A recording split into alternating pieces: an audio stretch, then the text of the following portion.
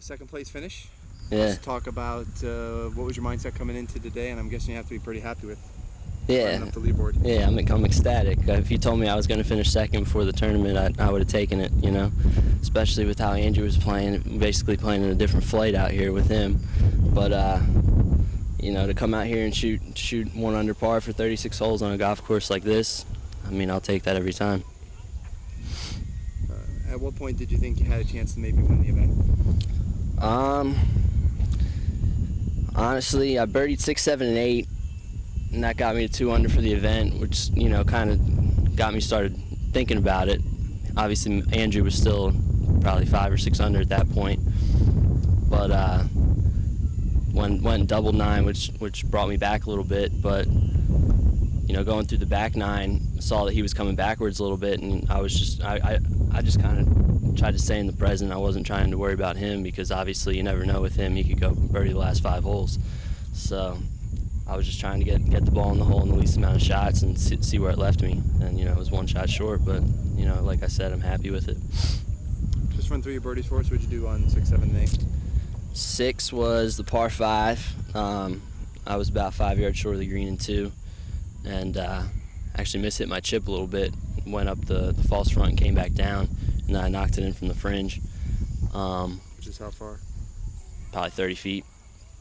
And then on 7, I tried to drive the green, drove in the left green side bunker, and hit it out to a foot, had a tap in. And then 8, I made about a 20-footer from above the hole. What'd you hit in the 8? I hit a 9-iron. Hit 9, you said you're in the middle of the fairway. I was in the left rough. Okay. Yeah, and I had 158, and tried to hit a 9, caught a flyer, and landed on the tier and skipped up to the top tier, and the pin was in the front, which obviously was a fatal mistake on that hole. I learned that from now on, never hit it above the hole in the 9th green at White Manor. I couldn't keep it on the green, and my 4th shot was from 20 yards short of the green. Rolled all the way down, pitched it up to 5 feet, and didn't make it. Made 6 after hitting the green in 2. So that was unfortunate. But so how do you regain your composure then after that? I mean, at that point, I guess that dropped me back to 1 under on the day, even for the tournament. So, you know, there wasn't any time to sulk about it. You know, I needed to go and put a good back 9 together if I was going to make any headway. So then you birdie 11. What do you do there? Hit my drive in the right rough and tried to go for it in 2. Hit it short left, but hit a good pitch up there to about 4 feet. Knocked it in. How far was that pitch? I mean, 20 yards. Yeah. Bogeyed 15. Bogeyed 15.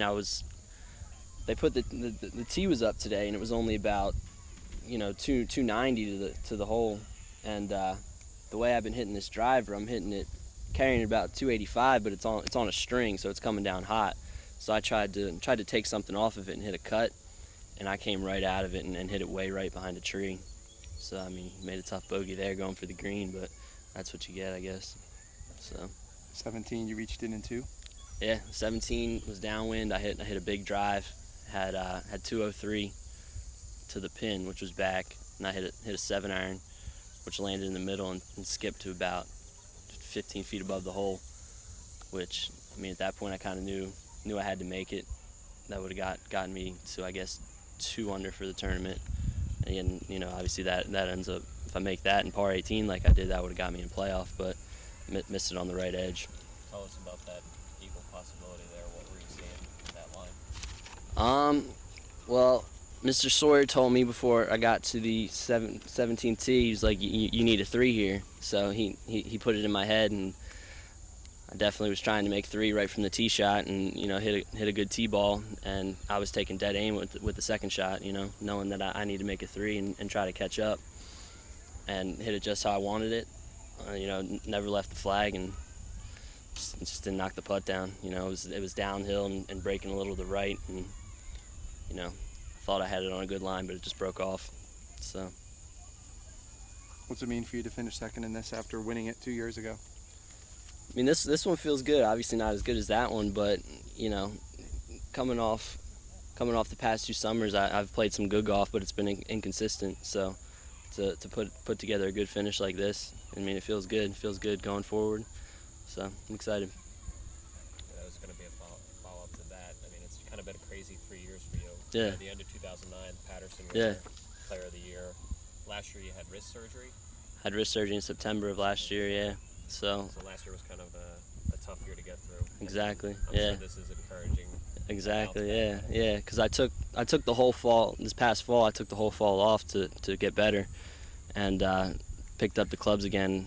You know, sometime in the spring, around team matches, and went through the summer and played some good golf. But like I said, it was inconsistent. So to play pretty solid here for 36 holes feels good for the future.